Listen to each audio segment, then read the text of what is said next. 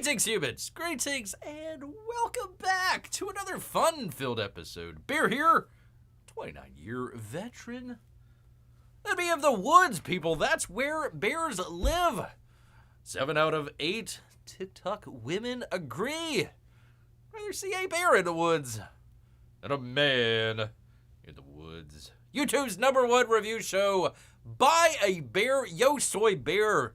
Great to be here with you good folks out here. Holy moly cow. Oh, Jesus. People, it is hot out there. I don't know if you people know, but it is quite possibly summer. Bears have a hard concept of time.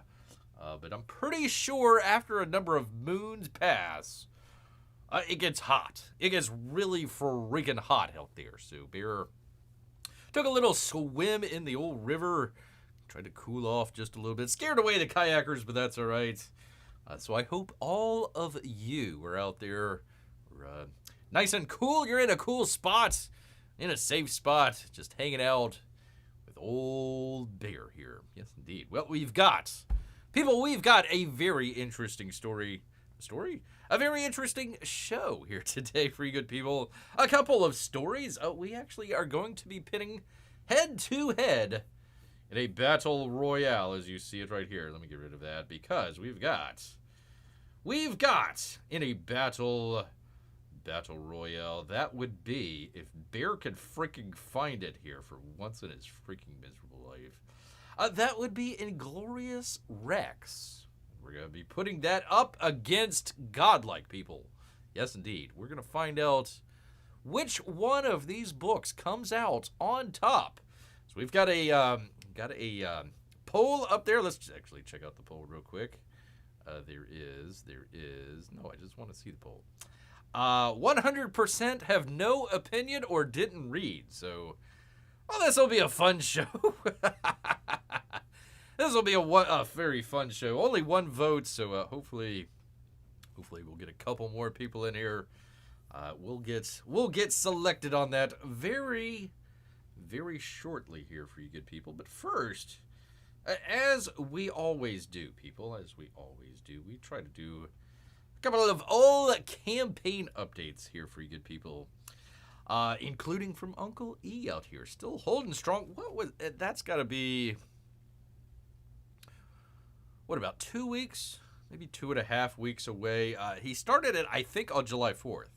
So about 2.5 weeks away will be the 1 year mark. $626,000. Congratulations, sir. Hopefully, I hope to see maybe another cover pop up. I remember he was talking about doing another cover or two, so probably a good time to be doing some of that. But we're not here.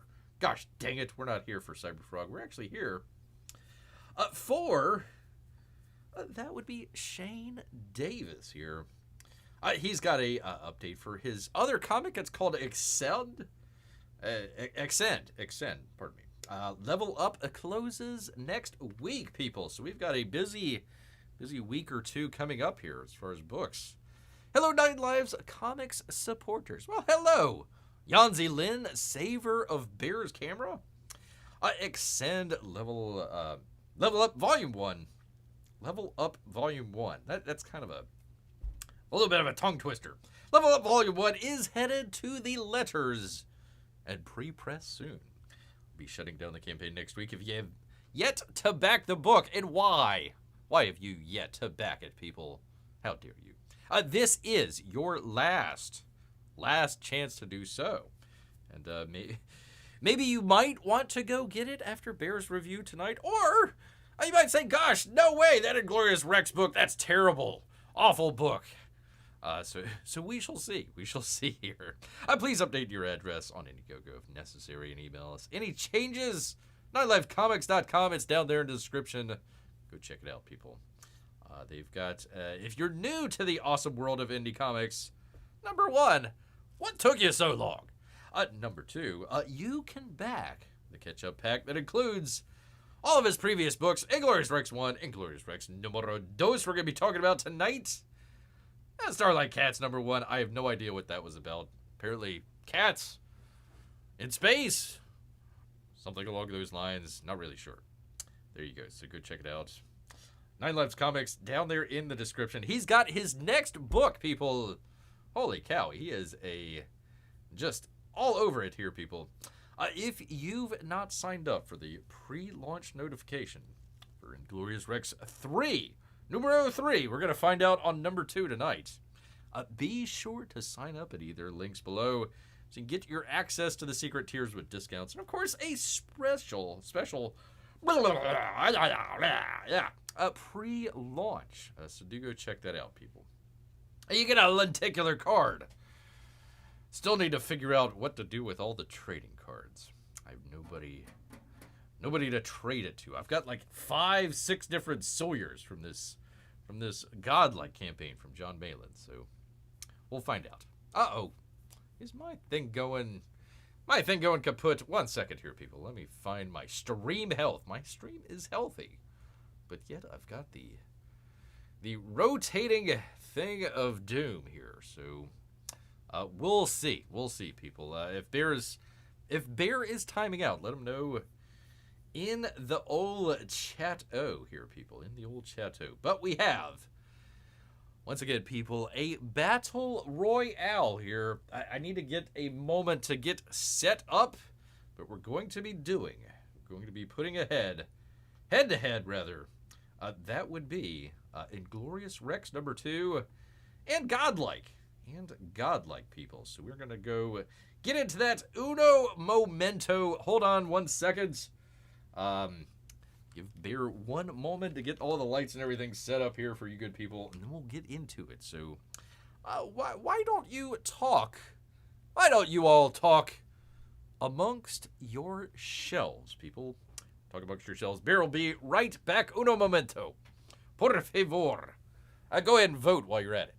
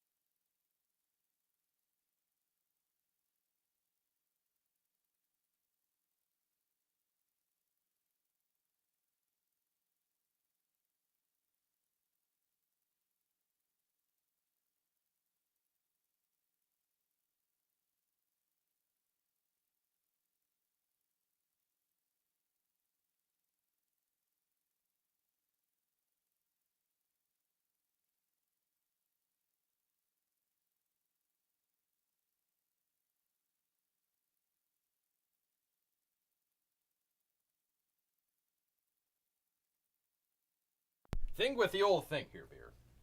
All right. Where are we? Test. There we go. It works. It works, people. You know, sometimes Bear just doesn't work for old Bear. Hey, Lindy. Good to have you here. Just lurking and listening to Bear's... That would be helpful. Bear's review here. All right. Get right on into it. Don't forget to vote. Don't forget to vote. Actually, somebody did vote. Hold on. Let's check it out, people. We've got Godlike should win over Inglorious Rex. Well. Oh boy. All right, well, we shall find... Actually, which one should we get started with first here, people? Do we have a preference? Inglorious Rex? Godlike? Sorry if I'm way away. My thing is over here. Oh, you can't even see it. For crying out loud. That would be helpful there. That would be very helpful if I did the thing with the old thing here. There's that. The thing. Where are we? There we are. There we are, people. Yes, indeed. And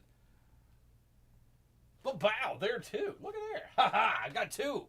Got 2 cameras going here, people. Got 2 of them going for you good people. Hey, P-Money. Let's see. I'm here, and I'm, what's a good word with rhymes with here? Oh, drinking beer. Hey. All right. Let me, where am I? What am I doing? Come on, Bear. Okay. Yeah, I'll be able to see the chats here. So, okay, there we go. Good. All right, there's that. Does anybody have a preference on which one we should get started with here first? Anybody have Godlike, Inglorious Rex, one or the other? Oh, I should probably record. That'd be helpful. Here we go. Let's see. Ruth says hi, Bear. She's munching on corn on the cob. A summer delight. Good deal. Good deal. Say hello to Mrs. P Money out there. We're doing a book review. Well, actually, 2 of them. All right. Since it's way over there, I'm gonna go with Inglorious. Why is my microphone not working that great? Hold on. 1 second, people. Gotta make it professional. All right.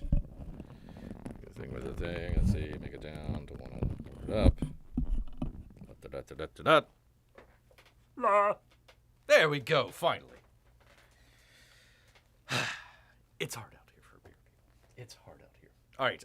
The chat is way over this way, so I'm going to be going back and forth. I will try to get your chats here, but it might be every once in a while. You know, I gotta turn back this away. Which, by the way, I was looking at this earlier. Apparently, there is, if you do this, it does a thumbs up. No. Let's try the other one. No. All right. Well, whatever, people. I'm trying to bring you some classy stuff here, and it's not even working. All right. Inglorious Rex. All right. Shane Davis. It is book number 2 for him, for Inglorious Rex. We did a review of Inglorious Rex number 1. Gosh, did I put it head to head with another book? If Bear did, he'll leave it up in the old thingamabobber up there. Let's see. We did number 1, but I'm just gonna go ahead and kind of quickly review the Inglorious Rex whole saga here. Inglorious Rex started. It is essentially monsters fighting each other as a sort of sport, kickboxing, boxing, whichever boxing you like. That sort of MMA, I guess, sort of style of fighting within monsters. So you have your monsters that are fighting each other, but they're actually controlled by humans out here. So actually, I've got some. Let me bring that up. Pretty good people. I don't have a whole lot. Sorry if you can't hear me. I don't have a whole lot of media from this. I don't have a whole lot of pages, so I might need to show some of the pages here. But just generally, Inglorious Rex, monsters fighting monsters. They have sort of humans controlling them. So the little guys, little tiny humans controlling kind of giant monsters out there. They're fighting each other. You have your main character, Alex Stone. His brother is killed, so he dies in the ring with the Rex monster that you see there on the Dale Keown cover. I don't know why it's covered up. It's not like she's showing anything there, but anyways. So they bring his brother in because apparently they're the monster and the human controller, I guess you could call it. They're genetically linked, and we find out a little bit more in this next book here about that. But they're genetically linked, so the monster being worth a whole lot of money, they need to find somebody really quick to get back in the ring and fight. Well, luckily enough, Alex Stone, his brother, unfortunately passed, but he is of the right genetic material to be able to fit right in and start fighting with what they call 232. That's the name of the giant monster there that he's controlling. So, first book, all about kind of like I don't know, I essentially Rocky but with monsters. They're going in, they're fighting each other, yada yada yada. We find out at the very end of the book why there's monsters and why they're fighting. Apparently, the city that they were in. And it's a little confusing with this book, whether or not the citizens knew or don't know. Apparently they do know, but from the book they didn't know that essentially they were in a giant dome, a giant city underneath a dome, and on the outside is, a wasteland. It's a huge wasteland where all the, I guess, bad monsters are out there kind of roaming the earth. I don't know if they're monsters or if they're aliens. Alien monsters, it doesn't really matter. They're bad dudes, people. Bad dudes. So at the end of the first book, we kind of pull out, we see kind of the shocking revelation that, no, it's not just a futuristic city. It's kind of the futuristic city on the edge of the wasteland, the last, I suppose, city left. And apparently the monsters that are fighting each other in Inglorious Rex are the only hope humanity has to fight off the, I don't know, what would you call them? The evil monsters, the evil alien monsters out there. Bad dudes, we'll just call them. They got to fight all the bad dudes out there. So that's the end of the book. We kind of have, I like the first book because it not only showed a lot of scale, with like the monsters and the humans and that sort of deal. That was pretty cool. It also had a nice little story there with him, his deceased brother. When they kind of combined, human and monster together, I suppose some of their essence or some of their life force or some of their memories transferred across. So the whole time Alex Stone is fighting in the ring, he's hearing kind of his dead brother, kind of coming through 232. So very interesting, where it was a very big epic book, number one, but also kind of very internal struggle as well. So very interesting book number one. These are all book number two. So you're seeing all of the book covers for book number two. I really don't have a whole lot that goes with the pages here, but these are a couple of the pages here from Inglorious Rex II. Very cool. Alex and the lady love interest that he has. They ended up fighting head to head here. So kind of interesting start to the book here. Let me go to a couple comments here. Bear, only because you have a puck on the screen. Well, it's not on the screen right now. The Oilers were down 3-0 in the series and now have forced a Game 7. Holy cow. Holy macaroni. Doesn't quite fit with the review of comic books that we're doing here, but thank you, P-Money. I do appreciate that very much. Trying to figure out the size of these tall creatures. Calculations say 24 feet tall. I think they're a little bit taller than that. They're a little bit taller than that. But anyway, so book number two essentially starts right off where we kind of left off. Not really. I think some time has passed. I think it's been about a year that has passed between the end of the first book and the start of the second book. I did like, because Bear, it had been a while since Bear read the first Inglorious Rex.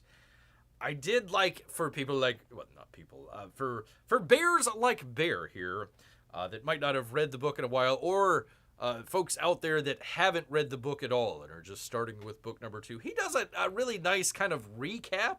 I like the sort of beginning that he has here. Let me find it. Let me go back to it 1 second here, people.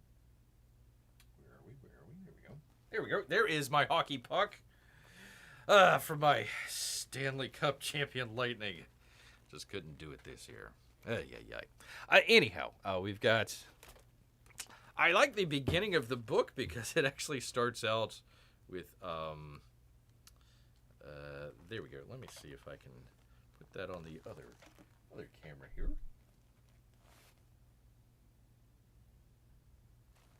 So it starts out with this sort of monster. It's funny. It's like an embryo of a monster, kind of a monster baby, I suppose. So he kind of starts out with that. There we go. Can we see that? There we go. Kind of starts out. That's pretty funny.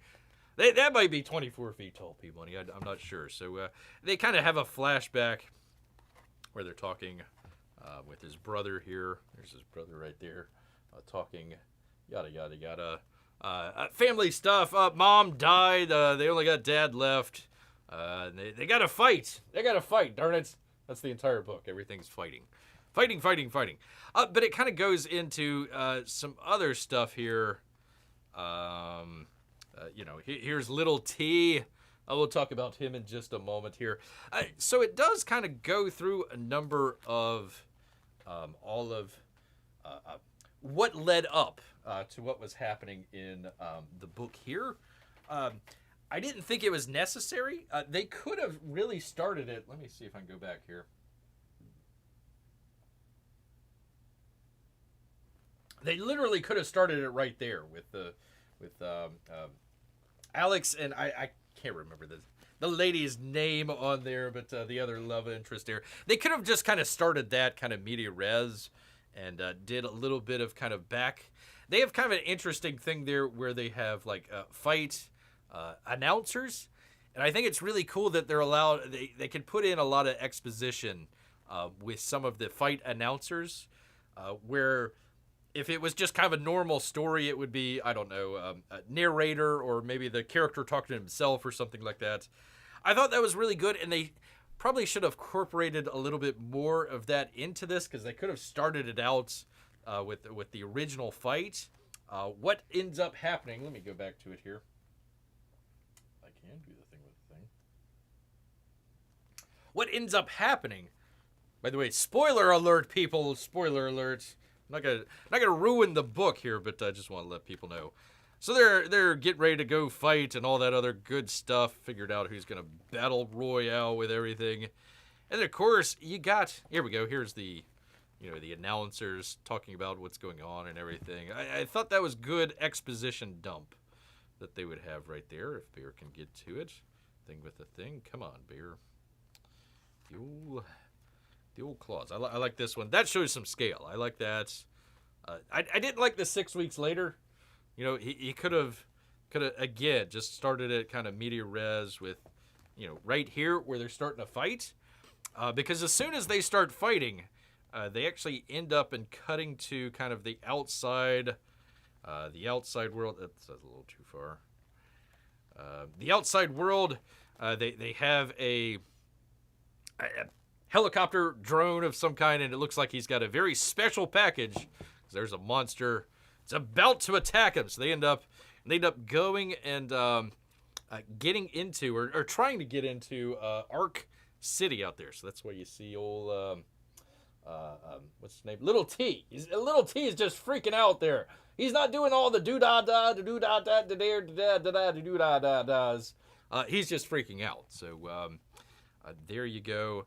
What I thought that maybe could have happened is they would have, since everything is being broken into Arc City, start fighting within Arc City.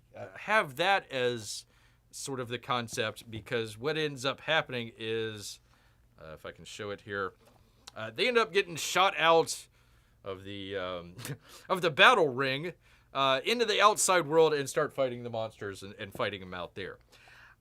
One of the downsides to this is what he really did really good in the first book. Can you see that? There we go. Was scale. He did a really great job with scale. And now all of a sudden you've got monsters fighting monsters, giant monsters, and you're losing a little bit of the scale. So I think if you had it inside Arc City for maybe a couple pages, show the people running, oh my god, there's a monster everywhere. And of course, 232 and, gosh, I can't remember the girl's name there, but they're fighting the monsters there. And then maybe try to get them outside and start fighting out there. So there we are. The other great thing about this book, so we talked a little bit about scale as far as, the size of the monsters and all that sort of stuff. Also story scale as well. So one of the great things about this, especially towards the end, is we have a lot of, let's see, can we see it here? Monster is damaged. Alex Stone is in the head or in the back here somewhere. They get damaged by the bad dude monsters out there, so he ends up kind of going into sort of hallucination, coma maybe, and starts to see his brother there.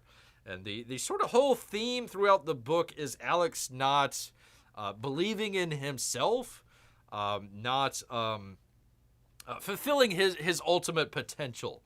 So his brother in spirit form, I suppose, here. Memory form. Kind of, is trying to bring his brother out and make sure that he kind of believes in himself a little bit more. And that's kind of how the book draws to a close. We have a giant monster. Of course, we have to have a bigger monster than the monsters already. You can see 232 there and how big the other guy is there. So that very good scale, but now it looks like it's an actual person, and now you're fighting a monster instead of a monster fighting an even bigger monsters. That's what I'd say about the scale. But as far as the story scale goes, I think he did a really good job bringing it down to size, bringing it down to sort of the human emotional level. Monsters fighting each other, smashing into old buildings and everything. That's great and all, but we got to have a reason to care about the characters here. Gosh dang it. One of these days, beer. I don't want to show away the ending or anything like that, but it's getting pretty close here. I did like how he did. He's doing great paneling, but then he goes out and kind of does something a little bit unique here, where it's shown like that. So very cool, very cool. I liked that. It's funny, Malin did the same thing in his book, so I don't know if they were sharing notes or what out there. So that's the end of the book. They're bringing back some of the people from the last book there to battle out here. So there we go. There you are, people. There's another. I like all the paneling that he did. Can we see that? There we go. What are the paneling?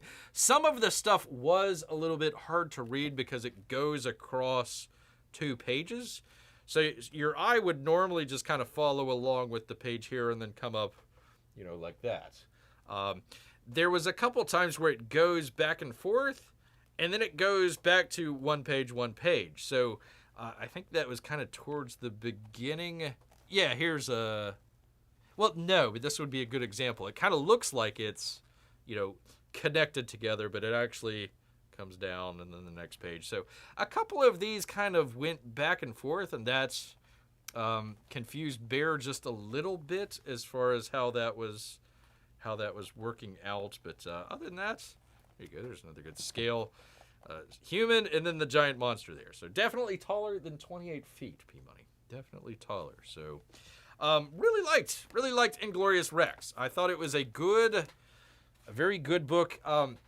2 totally different approaches to how to do a comic book. Actually, let me get it off of that and go to get it to the other one here. There we go. 2 different approaches. 2 completely different approaches to the book. In the Inglorious Rex, it's a little bit more kind of mainstream. Let me turn this up so I'm not talking way far away. There we go. Malin's book isn't, I wouldn't call it super mainstream. It's very much of a very personal, I guess, story with Malin that he wanted to tell, and it probably didn't really matter. I'm sure he wanted it to get to a wide audience, but it wasn't a book that was essentially designed for a wider audience, where Inglorious Rex II is, or just the whole series of Inglorious Rex. So Shane Davis kind of looking a little bit more towards, kind of wider release, wider fan base, wider readership out there.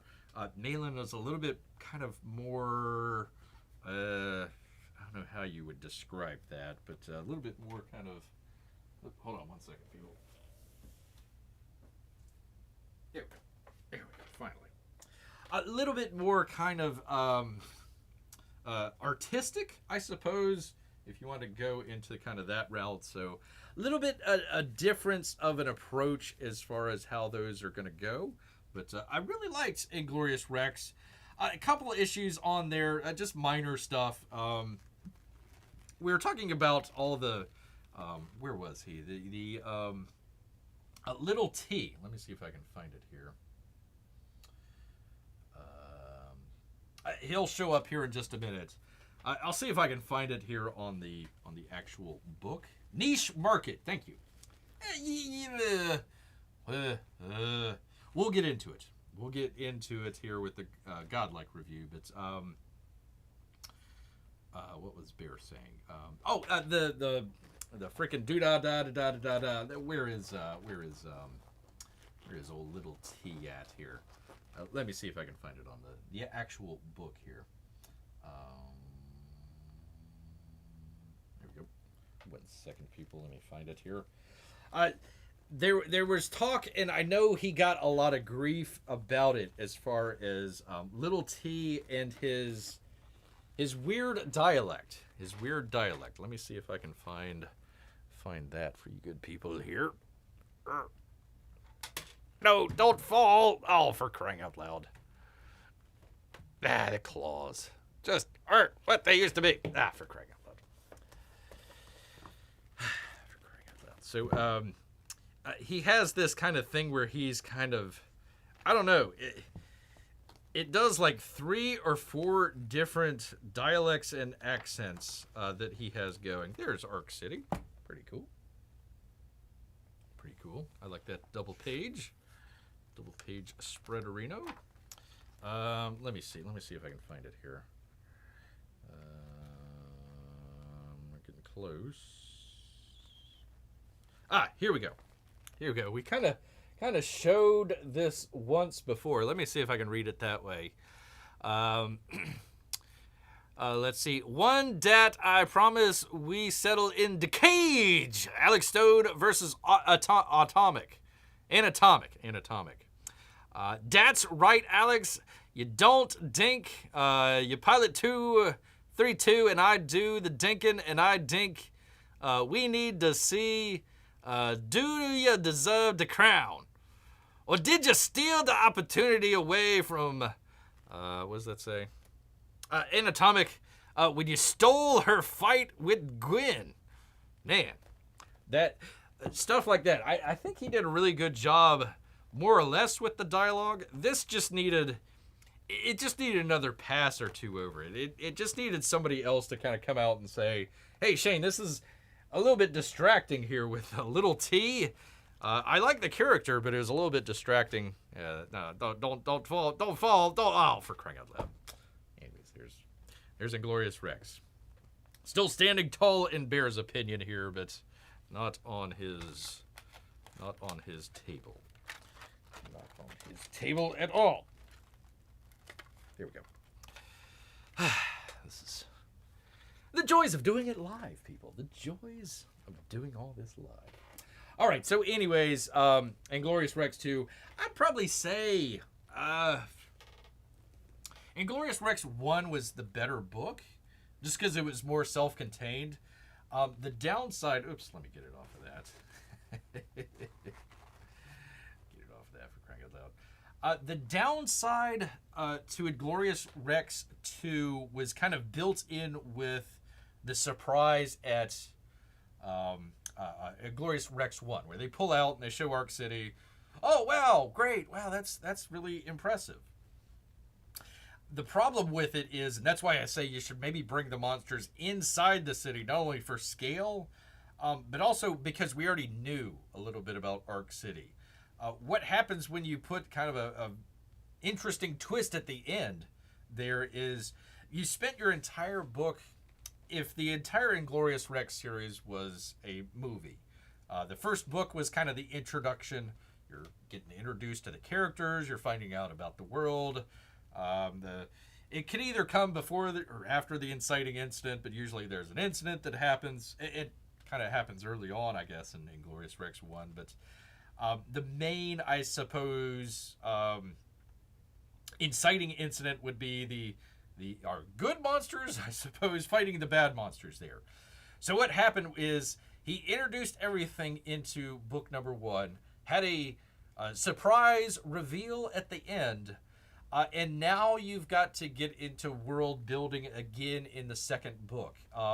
If it was like a movie, it would be kind of, I guess, right before the end of the first act or maybe into the second act there. If you know anything about screenwriting, it would essentially be the fun and games sort of situation there. So Tobey Maguire's Spider-Man, where he's just finding out that he's Spider-Man. He's kind of climbing the walls. He may fall down or do some stupid stuff.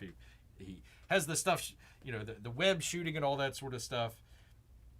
He's learning out about some of that stuff and going and kind of playing around and kind of having fun with all that stuff. So right before the death of Uncle Ben, that sort of section in between there of the Spider-Man film, that would be kind of your fun and games. I would like to have seen that here with Inglorious Rex. I think it needed a little bit more kind of... we get to know a little bit more about Alex and his brother and his father, which was great. I think we needed to continue to learn a little bit more about, and we do a little bit about T, and also Anatomic there, and also just kind of Arc City in general. Even though that we pulled out away from it, I think there's a little bit of sort of dramatic irony in there where we, as the viewer, know what's going on the outside world, but maybe some of the Denzians in the city don't know. I think that would be a little bit more fun. And then all of a sudden you have these monsters coming in and attack. That would be kind of interesting there, plus the scale of it and everything. Bringing it out to the outside world and so quickly, you have to reintroduce and redo the world building. So I think he lost a little bit of momentum in the second book. It was really good. A lot of good monster fighting in there, but maybe just a knock or two below the first book, just because it was so well and self-contained in the first book. And then second book, it's a little bit more expansive, and you're picking up plot threads from a couple different areas there. And I think tightening it up might have worked just a little bit better in his favor. But I would say Inglorious Rex 7.5. We'll make it 8. What the heck? I'll be generous. Where's my good friend? Shane Davis here. For my good friend Shane Davis. We'll make it an 8. Make it an 8 out of 10, people. I think 8 out of 10. It's not in Bear's like top 5 or top 10 books, but it's definitely a good book. I would recommend it. Even for maybe not very young kids, but I would say maybe 8, 9, 10, that age range. If they can handle a little bit of violence, I think it'll be okay. If there's an issue with some violence, I would maybe hold off on a little bit. But other than that, really good book. So congratulations, Shane. Congratulations, sir. Doing a good job. You saw earlier Inglorious Rex 3 going to be coming out. So we'll be on the lookout for that. And of course, what was the other? What was it? Hold on. Axcend. I'm getting them all mixed up. Axcend closing this week. So if you enjoyed Bear's review, if you haven't checked out the Inglorious Rex series, now's your chance. You got to get on it this week. Make sure you get on it and order both books. You'll probably like the first one maybe a little bit better than the second one, but second one wasn't anything to shake a stick at. It was a pretty good book as far as Bear's concerned here. Let's see. Bear says, we need a reason to care about the monsters. Bear wants to see the softer side of rampaging monsters. That's true. The announcer looks like if Don King and Emmanuel Lewis Webster had a baby. Yeah. Quite the intensive review, Bear. Fighting, and more fighting. It's true. He does say dink a lot. It went between like a Caribbean accent and like, I don't know, maybe a Southern accent, I suppose. And like I guess West Coast, maybe. It was odd. Maybe they've thrown in some English in there, like proper English. With the little pinky hanging out the tea glass there. It just needed. I like the character. It just needed another pass through or two. He was close. He was really close with the writing. I think all the artwork is great. I think he did a really great job. The scale became a little bit of an issue later in the book there, but that's only really because he did such a great job in the first book that it kind of looked a little bit less in the second book there. But Other than that, I liked it. I liked it a lot. Both very good books. If you want, go check it out, people. Go check it out. Let's see. Did guys like Shane have any idea who you were? Like, did they know about your channel? No, nobody really. I mean, I told people about it, but does anybody watch Bear's channel? Not really. That's what happens when you get shadow banned. Thanks, Google. Thanks a lot, man. Thanks a lot. So, anyways, there is that. Let's check the vote. Let's check the vote count. See where we're at here. See if we've moved the needle. Which book should win? Inglorious Rex, 25%. Godlike, 25%. 50%, no opinion, didn't read. Oh, well, that makes it all the more worthwhile, people. All the more worth the squeezing of the lemons here to make lemonade, people. So, thank you, Shane, for being a good sport here with Bear. Thank you, Yanzi, for saving Bear's camera. I do appreciate it. Which, by the way, I did get, out of all of that, I can find it here.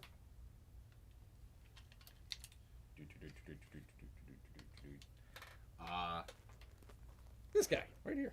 There we go. Do we see that? There we are. There we go. A lot of people are probably asking, Bear, what are you doing with a t-shirt? That's a very good question. That's a very, very good question. All right, so we did Inglorious Rex. Now we're on to Godlike from Jon Malin, people. Jon Malin. Oh boy, oh boy, oh boy.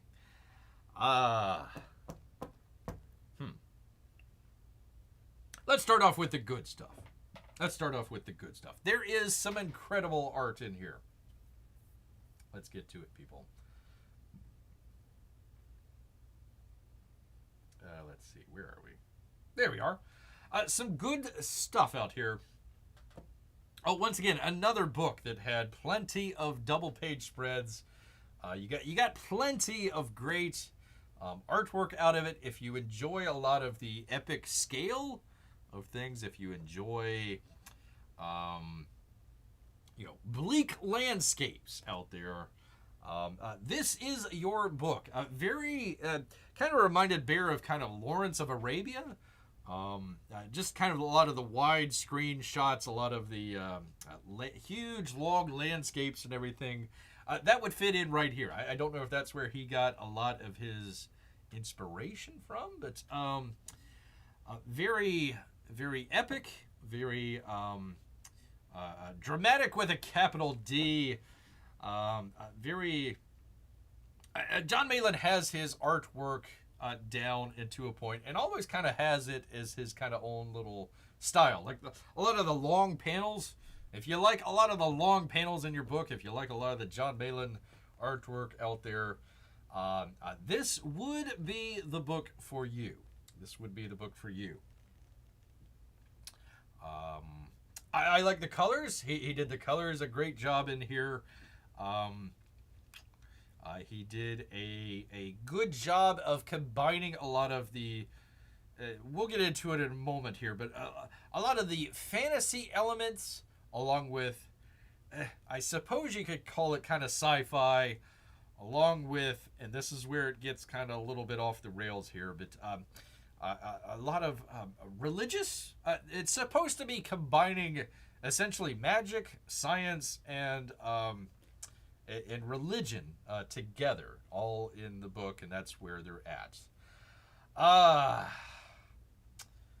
This is normally where Bear would start to tell you what the story of Godlike is all about. I think I could tell you what the story of Godlike is all about. And I hate to say this, but it doesn't really matter. The book, the story that's being told doesn't really matter. Here, let me go back to it. Let me find it. Where are we? Here we go. The guy on the cover here. The fella here. Adam Raw. he doesn't appear until like the last couple pages, and I'm not including the very back of the book, the encore of the book. Excuse me, the epilogue of the book. The epilogue of the book. He really doesn't appear until like the last couple, 3-4 pages.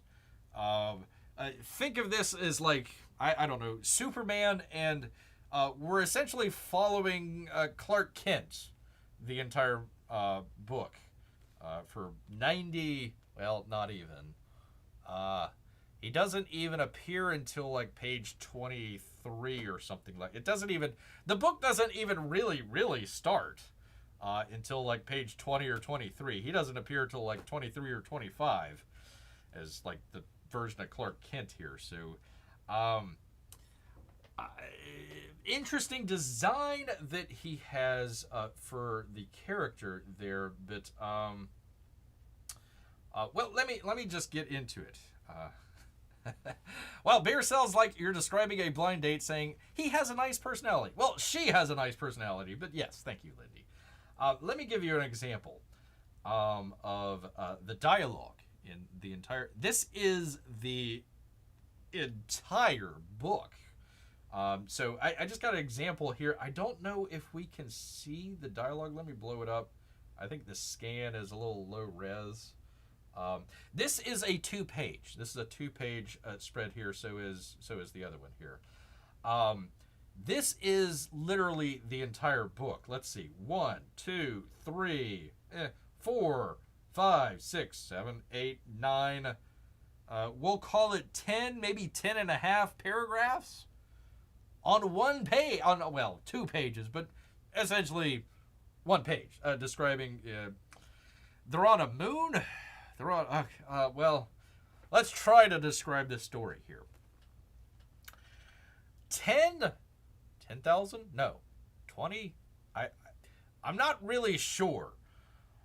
A long time in the future, between 10 and 20,000 years from now, it doesn't really make it super clear. Humanity has fought a war against an alien race, although they could also be gods, but let's just get beyond that. It's an alien race, and they've fought a galactic battle across the stars, and literally both sides have finally, came to their final conclusion, and they've ended up on 3 different moons on a planet at the far edge of the galaxy. The humans land on one moon. The aliens land on another moon. I'm not really sure, but apparently there are either God, quote unquote God, Abraham God, or gods, like, Roman or Greek gods, maybe? I don't know. And they're on a 3rd moon. And that literally starts Godlike, but then you have 22 generations after that, plus another couple 100 years. I don't know. Anyways, humanity's trying to survive. There's lots of wars. They're battling back and forth against each other. And after a long time, the aliens invade here. Let's just go with that. So the aliens that they thought they killed off come back to destroy humanity, and hijinks ensue. So there is. So the entire freaking book is. Now this is a little bit better. I like the artwork in here. I like the coloring. Looks great. But it's literally way too long. Way too long, people. 80 pages. Well, 78 pages. There's 2 blank pages in there. It's artistic, people, don't you know? Okay, so that's kind of the beginning of the story. So your main character here, who's Adam Robb, but he goes by a different name, and I forget his Clark Kent name, so whatever. We'll just call him Adam. It doesn't really matter. He is like the... I don't know. He is sort of the protector. He is the guardian. Let me see if I can find it here. Of the sword that you see there. He's protecting the sword. So the beginning of the story is essentially kind of like the sword and the stone, or maybe, the Gordian knot sort of situation. We got to find the one true fella out there that can handle the sword and use its powers and all that great stuff. You know how Bear feels about fantasy and all that sort of stuff, so I just already checked out. But he is sort of the guardian, I suppose, of the sword, which has magical powers, or godlike powers. But he never touches the sword. God forbid, never touch the freaking sword. That's never touch another man's sword. I know that for sure. So here we go. Here's some of that.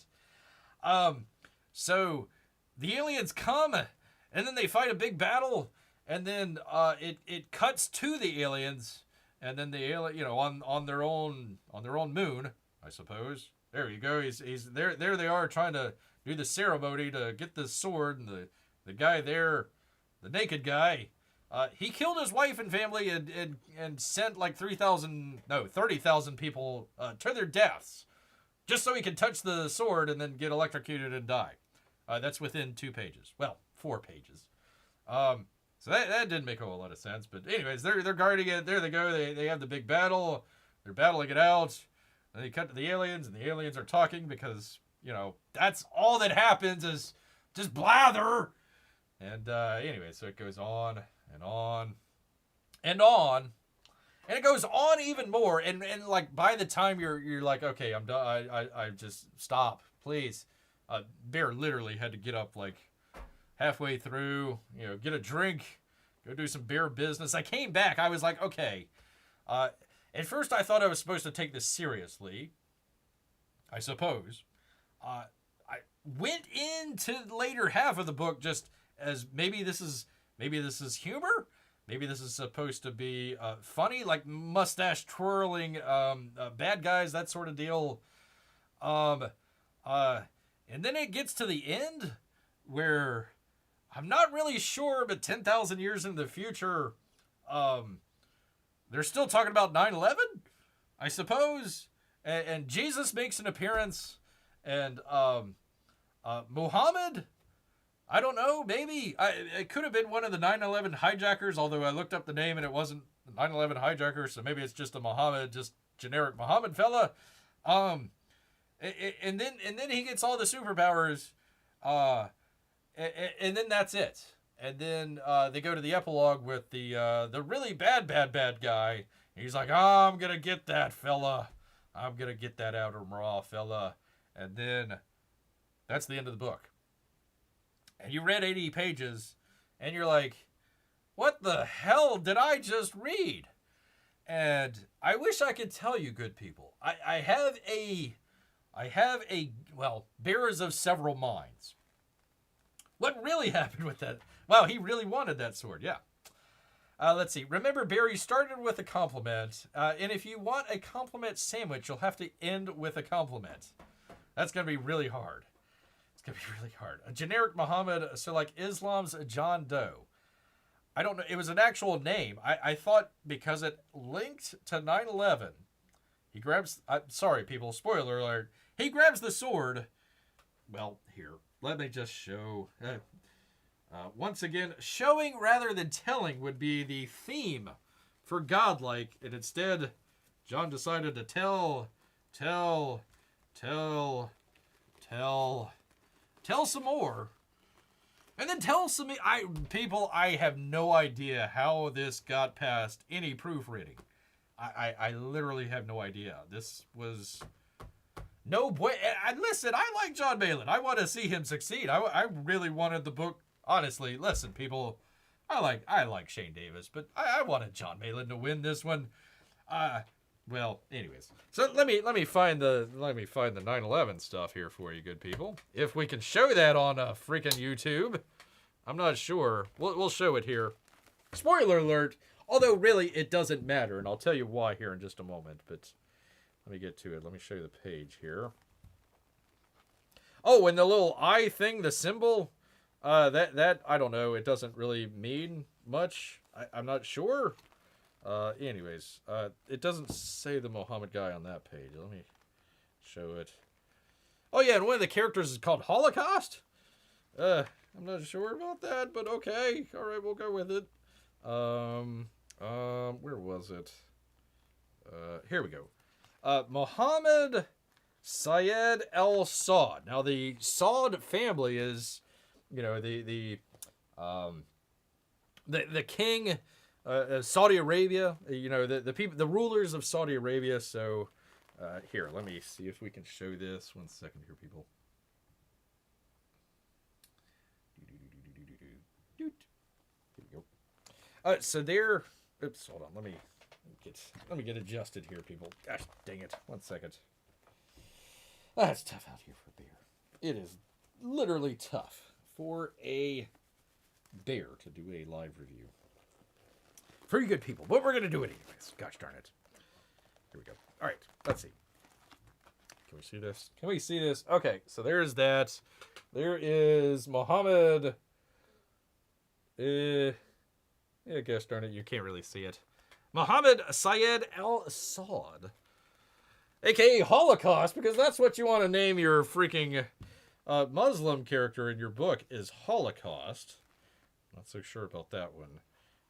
I literally could go into a whole different directions here, but here he is grabbing the sword, and for some reason there's the American flag, Jesus Christ, and 9/11.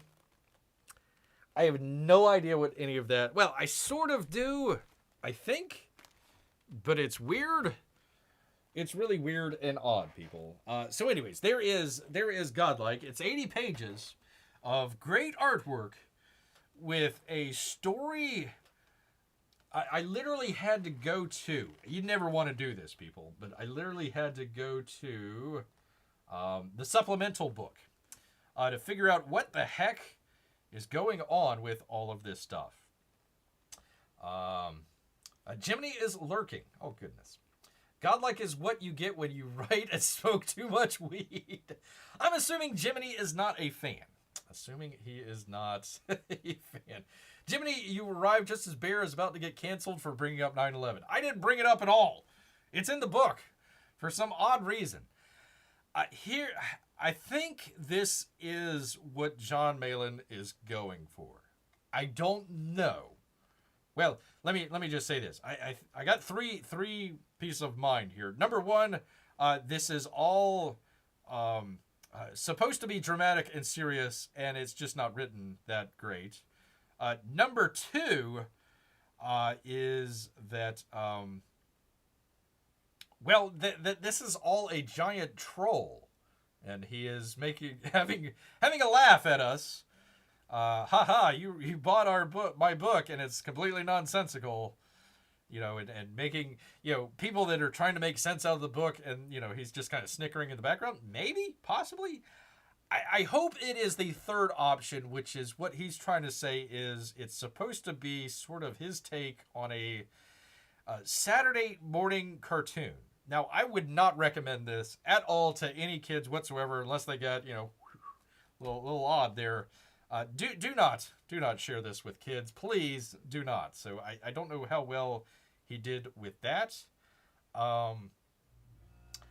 This is Bear's best guess on what is going on with the book. I think what Jon Malin is trying to do is to take essentially the hero's journey, the hero's saga. So essentially, Godlike is like a futuristic Beowulf, if you think of it that way. Even though it does a lot of stuff in the past. He's fighting aliens with swords. I don't know, people, but just hang with me here. I think he's trying to go after essentially a template of the hero's journey. So something along the lines of Beowulf. So you've got stuff throughout human history as far as the hero's journey goes. So in supplement here, that bringing it back around to what you see on the screen here. So I had to read supplement. I got through the first story. I was like, the whole Godlike. I was like, where is Marc Poulton at?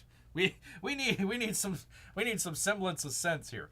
The first book there with Marc Engine, I think is the name of it, was good. I understood the story, but it literally is the same template. It's not the same story. It's not the same characters, but it's the same template of the hero's journey. I tried reading the other book in supplement. I'm sorry, Von Klaus, you're a great writer, but I got about halfway through it and just threw up my hands because that book was essentially the same story. I mean, it's different. There's different characters. It was set like 1,000 years from our present time, but before Godlike. But it's literally the same story. There's a part in Godlike where essentially the Clark Kent version, the guy dies, I think. And then you go 2 blank pages. So 80 pages, really 78 pages. Literally the same thing happens in the supplemental. It's essentially a template, I think, that he's come up with and trying to put an his IP stamp on it. So Godlike is the hero's journey, the hero's saga. That's great and all. That's terrific, but if you're trying to do it more than one book, you've essentially written yourself into a hole. It might have, to quote Jiminy here, writing when you smoke too much. I'm sure it came out with a great idea when he came up as a concept, and he's going around talking to different people about it. You know, hey, I'm going to use the hero's journey template as my IP. Okay, that sounds like it could be a good idea, but every single story that you're going to have after it is the same essential story. It's the same essential hero's journey. So you're not really like the engine one. It was in 1800s America, talking about Indians, and they're bringing. I really don't want to get into Bear's fourth thought on this, but they bring in the white savior, and he's supposed to help out and everything. So the character in that book, in the engine book, is essentially the same character as in the Godlike book. Obviously separated by 10,000, 20,000 years. I don't know. I'm not sure. But separated by that amount of time. But it's essentially the same. It's the same template. You could probably, I don't know. It's like putting different types of sprinkles onto your vanilla ice cream. It's still vanilla ice cream. You're not going to get away from the vanilla ice cream. You might put sprinkles on there. You might put Oreo cookie little crumbles on there. You might put, caramel on there or something like that. But it's still essentially the ice cream cone, a vanilla ice cream cone. So Godlike, yeah, it probably started out as a good concept, but he didn't really, he wasn't able to follow through with it in a coherent way. So, it's hard to make a determination other than, hey, the art looks really great, but I don't know what the story's about. I think that's what the story is about. It's just a template of a hero's journey. So that's why I said the story in Godlike doesn't matter, because it literally doesn't. There's just stuff in there where, you're learning about all these different families that are left of the human race. You're like, okay, this is this family and they're there. This is this family and they're there. And then you turn the page and they're all dead. So it's like over and over and over again, you are trying to invest in the story, and then they just pull the rug. And you can only do that so many times before the reader just completely checks out. I will say one, to end it off on a good note, I will say one good thing about Jon Malin's writing is he did make it, in a certain way, a page turner. Because you would have something like, the build up to the big boss or whatever. The big boss comes out, he stands in front of everybody, and then the boss goes to speak, and the boss says, and then you got to flip the page to the next page to see what the boss says. I thought bringing the audience along that way was a good way of writing and keeping the page turned and everything, but literally everything else that had to do with writing was either convoluted, didn't make much sense even if you went back or went to the supplemental to check things out. It was just a very, very odd odd, strange read there. So once again, without any hesitation whatsoever, Godlike,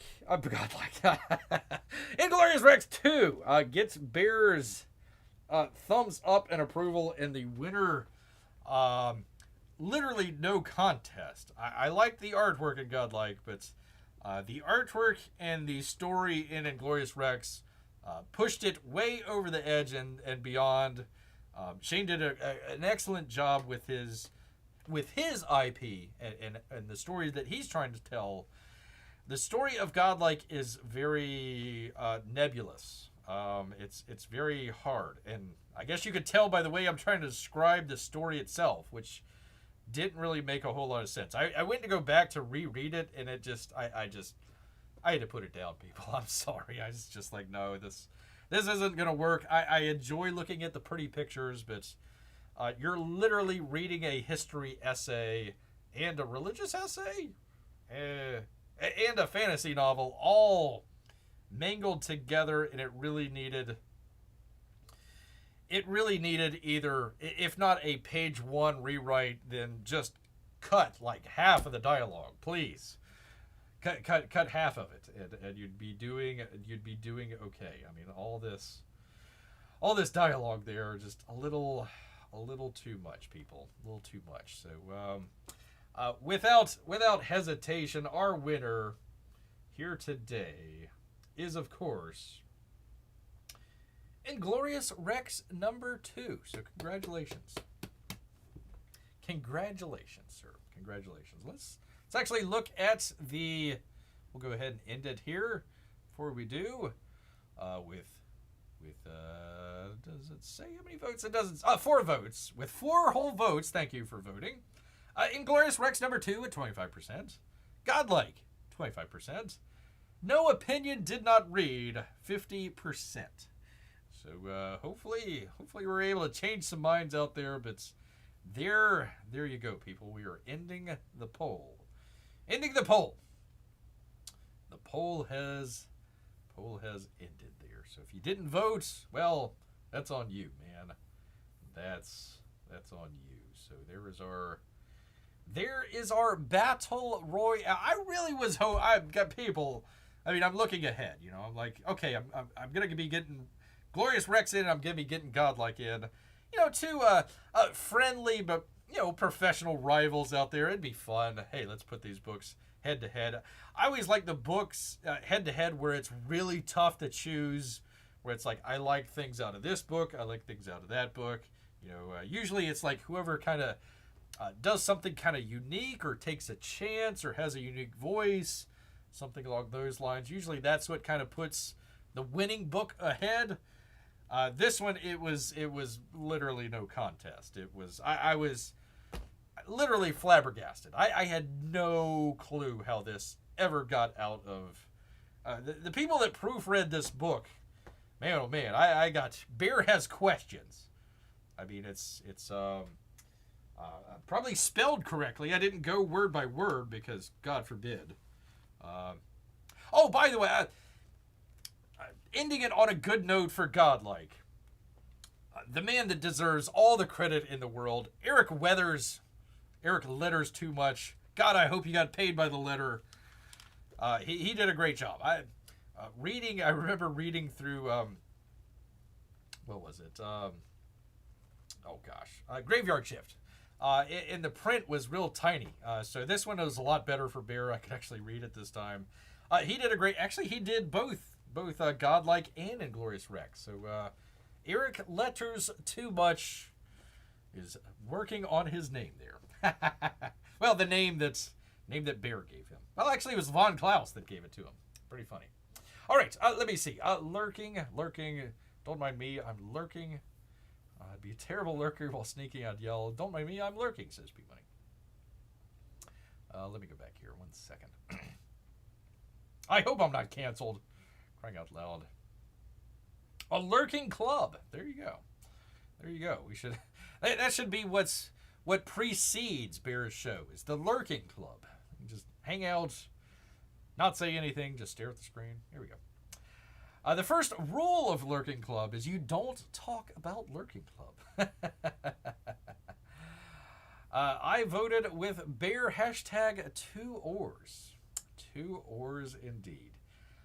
Yeah, I mean, I don't want to, listen, I don't want to see Jon Malin put out a bad book or anything like that, but, and that's not going into some of the, holy cow, this could be actually terrible, like awful stuff. I have not mentioned any of that. Let me turn down this other one here. I have not mentioned any of that, so we'll see. We'll see if, you know, some of the detractors out there, some of the Eric July fans, they may, if some of those people picked up the book, we'll see if they pick up on some of those issues out there, which I don't think. Let me just say this: I don't think it was intentional on Jon Malin's part. I think maybe he did it accidentally. You know, looking back through the ages of, heroic journeys and all that other stuff, I think maybe he might have incorporated some stuff accidentally, which is not good, people. We'll just leave it there. But I will leave it on a high note with Eric Letters Too Much. Eric Weathers, he did great. He did great in both of these books here. So definitely recommend Inglorious Rex. If you like pretty pictures, check out Godlike. If you want your stories to make sense with your pretty pictures, I would love to see his kind of, after the books are shipped, his explanation of what's going on here. Because Bear tried his best, so I hope that came close. It's sort of a hero's journey as an IP. I'm just not sure if that's a great idea, number one. And just didn't really... I mean, if you have to read the supplemental book to kind of figure what the hell's going on in your main book, you're probably not doing that well. So, once again. Well, to think the chat spent more time talking about Lurking than Malin's book, that's too bad. Listen, I can't control the chat, people. Well, I can. Actually, I could ban all of you. Bear could, but he's not going to. Not going to, not this time. Not today, people. Not today. One of the things that Bear thought that the reason why Malin might be kind of joking around, I found out who. Let me see if I can bring it in here. It might go by quick. Oops. Let's see, where was it? That's not it. Is it in with this stuff? I forget if it was in with that stuff or not. I will give Malin credit for including a bear in his book, so thank you. Included a teddy bear in there. I think it's right after this. I think the big battle scene coming up here. If you look down in the far left corner, not this one, battle scene coming up here, you'll see the drawing that Bear got. If you look down very far in the corner there, they're essentially the henchmen of the aliens. I won't go too far into it. It's kind of disturbing and disgusting and just generally horrible. But that's why you had. If you haven't seen it before, I'll bring it on here. Let me find it here. Thing with a thing. That is this character here, and also that character there as well. So literally got two drawings from Jon Malin, and it's literally the same thing. That's number one why I thought it was kind of a joke. Number two, it's like, oh, okay, I understand why it's a rag over his head, because he didn't want to draw, like, a huge battle scene with all these henchmen in there, having to draw individual faces. So I thought, okay, all right, that's neat. But why not draw the main character or characters? Probably because there's not really a main character. I don't suppose, but anyways, that's why Bear. That's why I thought that maybe this was kind of a little trickaroo on old Bear here, but I'm not sure. Not. This book is so confusing, people. I've been thinking about it all week. So, Jon Malin, congratulations. You know, a lot of times people think of artwork as everybody just like oohing and ahhing and congratulations and all that other stuff. You know, sometimes artwork is just kind of, ticking people off. And, they're discussing it, but they're discussing it in kind of a bad, I hate the book. Blah, blah. Well, at least it drew out an emotion. Bear doesn't hate the book. I read 80 pages and I'm still confused. Still, even after the supplemental. Ay, yo, yo, yo, yo. Ay, yo, yo, yo, yo. I always try to figure out how to mess with the poll. Thank you, P-Money. Thank you, sir. Please do not vote in American elections. Well, to think the chat spent more time talking about lurking than... Oh, yeah, I already read that. That would be an interesting show. Bear bans the entire chat. It'd be like some of the early shows where Bear is just talking amongst himself. Talking amongst his shelves out here, people. His shelves. So, well, people, I hope you maybe not enjoyed, but at least learned something from our interesting head-to-head. I always enjoy doing the head-to-heads. I wish that there were better outcome to it. The head-to-heads, it gets it into kind of a little bit of a rivalry mode, and that's sort of fun. Some people have their favorite artist, other people have their favorite artist. So if you're putting them up head-to-head, a lot of times the chat will be in for one, but not the other, and kind of back and forth. This is why it's fun, and I don't like to come in with one book that completely outmatches the other book. Jon Malin may be the better slightly, although maybe, I don't know, better artist, but definitely got to go with Shane Davis out here. Shane Davis. Do a head-to-head between Wraith of God and Ghost of the Badlands. I've already done a review of Wraith of God 1. I've had the Wraith of God 2 review just sitting on Bear's hard drive. All the elements of it sitting on Bear's hard drive for like the past year. No, I haven't read number 2. I've had the entire thing for number 1 on the hard drive. So, no, that was Bear's best book of 20... When did that come out? 22? 22 or 23. It was the best book, I thought.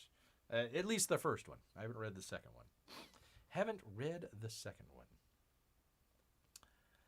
I haven't brought it up since the beginning, but Monday, Oilers, Florida, Game 7. So, there you go.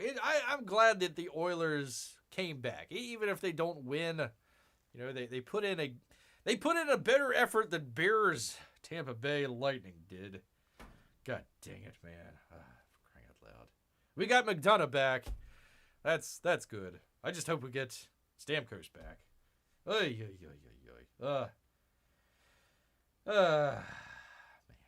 There you go.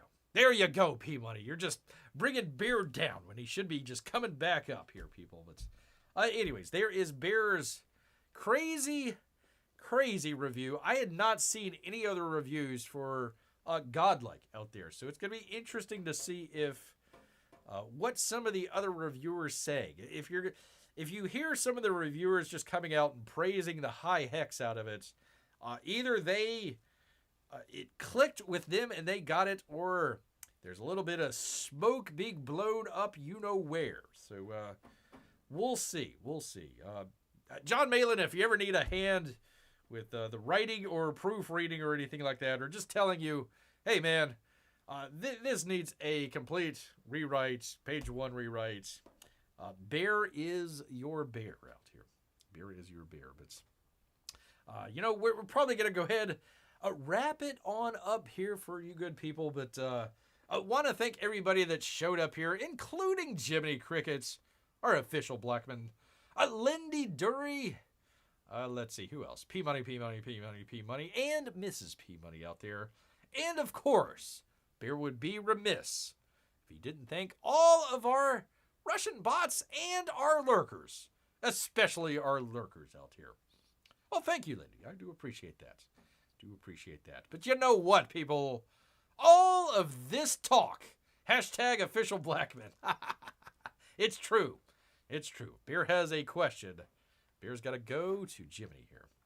There you go. Thank you for saying my name 3 times, says P-Money. Yes, indeed. And you know what? Saying his name 3 times has made Bear hungry. So he's going to head back. You know where, people? Into the woods. So until next time, grrr. A grrr. Good night, everybody.